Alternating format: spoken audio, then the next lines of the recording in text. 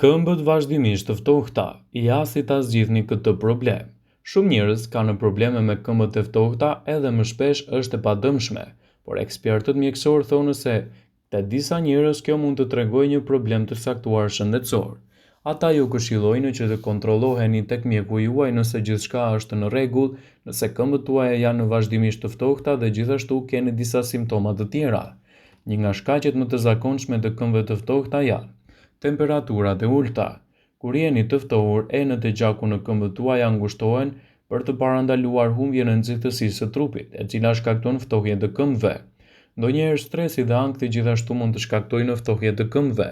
Një nga shkaqet më të zakonshme të ftohjes së këmbëve është qarkullimi i dobët, anemia, diabeti.